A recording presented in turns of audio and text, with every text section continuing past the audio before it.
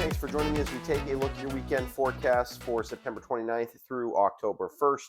And a little bit of a wrinkle thrown in the weather this week with a system that is heading up the coast, which looked like it was going to stay to ourselves, but is not, as we're going to see here going forward. Here's what's going on. You can see this is our main weather feature here, swirl in the atmosphere. This is sort of two things. There was a low pressure that developed south of us here along the southeast coast. And then what was left of kind of a dying, long-term dying upper level low, and it's a very weak upper level low across the upper Midwest. And that is sort of combined and headed in our area, but it is developing a bit of a surface flow and a lot of moisture streaming north. And that's going to mostly the heavy rain is going to stay south of us. A lot of flood warnings up, a lot of rain in New Jersey and Connecticut. Flood watches and warnings up for them.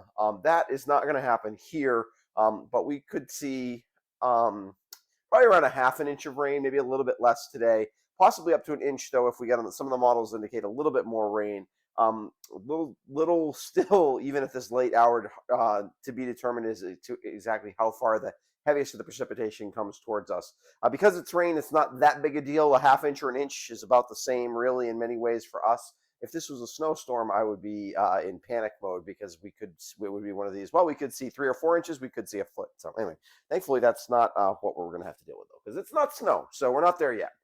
We'll take a closer look at radar soon, but here's the radar. Here's the upper level map. Basically, you can see this high pressure system to the north is what is saving us from more significant rain, really kind of streaming north.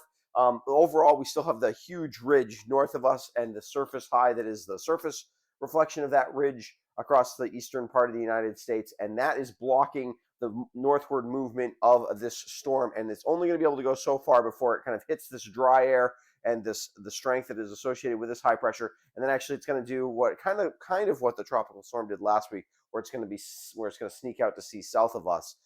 So yeah, it's kind of a repeat of last Saturday's weather, except I think the rain's going to actually get to us this time, whereas the rain really did not ever get to, except for very southern Vermont. In the same case as last week, the closer to the Mass border you are, the better chance of rain. If you're up near Rutland or north of Rutland, if you're up near White River Junction, places like that, you don't have to worry about any rain. It's all going to just be clouds, and it's going to stay south of you. If you're right where I am in South Londonderry, you're kind of halfway in between those two extremes. Okay, if we take a close look at radar, you can see we got a lot of heavy rain associated with this, and it does seem like it's it's got quite a bit of forward momentum here. We're about to get rocked with a lot of heavy rain. No. What's happening here, you can kind of see it on the northern fringe. It's also on the very northern ridge starting to kind of erode the precipitation shield, and basically you're moistening up a dry atmosphere here, and that high pressure system, like I said, is going to kind of put a limit to how far north it can go. West of us as well could also get some rain. Looks like it might be able to stream up into the Adirondacks a little bit better. That's where your best forcing, south to north forcing with the upper level system is, and so that's going to kind of protect us. But I think some rain today. You should plan on a soggy day today for the most part, but not heavy rain or anything like that. So let's take a look what's going on in the bigger upper level pattern. This kind of tells a story as to why it's not going to be significant rain. We got this big ridge to our north that's been there all week. Here's the reflection of the upper level low. This is the mid-level low here, 500 millibar low.